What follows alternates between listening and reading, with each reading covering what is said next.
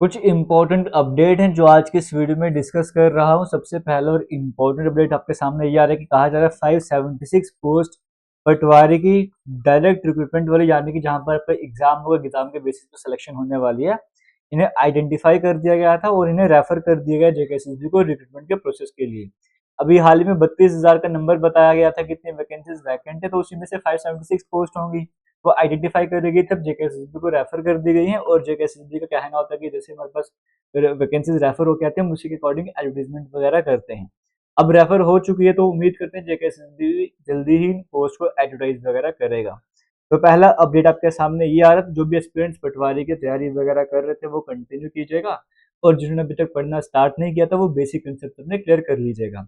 Vacancies को लेकर बच्चों को डाउट रहता है, कहीं पर कुछ वैकेंसी बताई जाती है, कहीं पर नंबर ज्यादा होता है, कहीं पर नंबर कम होता है।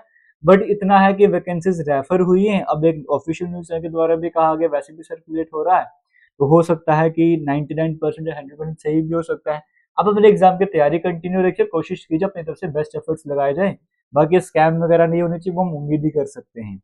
आगे बढ़ते हैं और अपडेट डिस्कस करते हैं। आपको बताना चाहूंगा, किसी भी एग्जाम की तैयारी कर रहे हो, आपको अगर रीजनिंग का सेक्शन स्ट्रॉन्ग करना है, रीजनिंग के सेक्शन को कवर करना है, तो आपके सामने अग्रवाल एग्जाम कार्ड की बुक रहती है, जिसमें सभी चैप्टर्स, हर तरह का चैप्टर आपको देखने को मिलेगा। हर एक चैप्टर में type wise, category wise questions आपको देखने को मिलते हैं।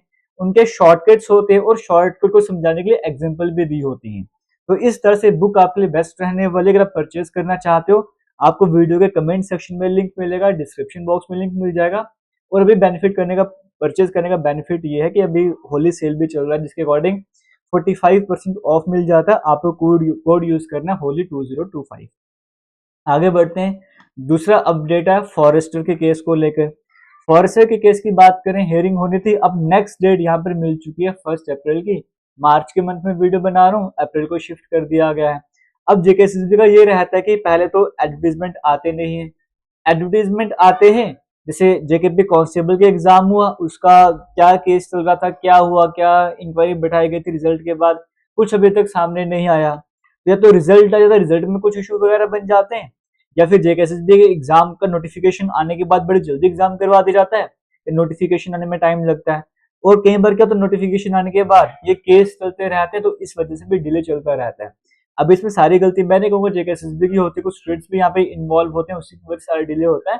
बट इम्पैक्ट यहाँ पर पड़ता है कि एग्जाम की बात करें, फर्स्ट एग्जाम कब होगा, फिर से वही बात रहती है, हम कुछ कह नहीं सकते, केस इस पर चल रहा है। तो रिजल्ट क्या इसका निकलता है, अगर डिसीजन वगैरह निकलता है, क्या रिजल्ट निकलता है, उसके बेसिस पे देखा जाएगा। तो यहाँ पर तो फिलहाल काफी समय से ये चलता जा रहा है कि डेट पर डेट, तारीख पर तारीख जिसे कहते हैं, वही मिलता जा रहा है। तो अभी नई तारीख मिल चुकी है 1 अप्रैल की। अब 1 अप्रैल तक आपको वेट करना पड़ेगा।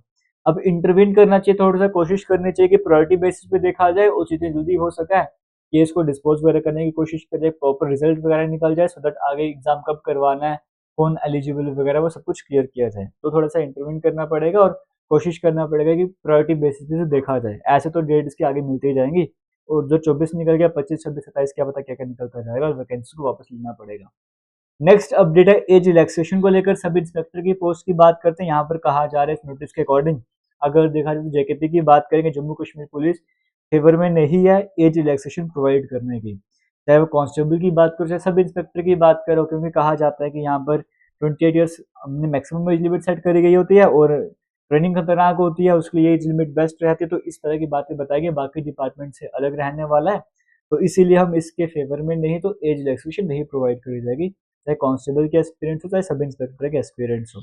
तो कुछ इस तरह का अपडेट भी आपको यहाँ पर देखने को मिल रहा है। और ये वैसे भी क्लियर हो गया था, जब बजट सेशन की बात करेंगे, वहाँ पे नौकरियों के बारे में सिर्फ इतना कहा गया, इतनी वैकेंट पोजीशन है, ये नहीं कहा गया कब उनको एडवर्टाइज वगैरह कहा करा जाएगा। ये एज रिलैक्सेशन पे किसी तरह की बात नहीं करी, तभी क्लियर हो गया था कि रिलैक्सेशन वगैरह नहीं मिलने जा रही है। तो जो भी बाकी एस्पिरेंट्स है, वो एग्जाम की तैयारी अच्छे से कीजिए। आप सभी को मेरी तरफ से ऑल दी बेस्ट। और जिन्होंने जेकेपीएससी का फॉर्म फिल करा है, कल की वीडियो में आपको बताया था, आपके लिए टेस्ट सीरीज बिल्कुल फ्री कर दी गई है हमारी एप्लीकेशन एकेएस क्लासेस पर।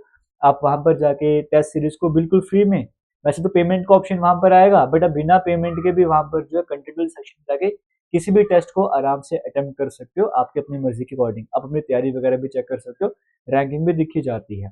बाकी फुल कोर्स भी वहां पर अवेलेबल है, वहां पर भी डिस्काउंट चल रहा है। होली 2025 कूपन अप्लाई करके एक्स्ट्रा कूपन आपका लग जाएगा 400 रुपीज, को पूरा कोर्स मिल जाएगा। All the best, thank you, जय हिंद।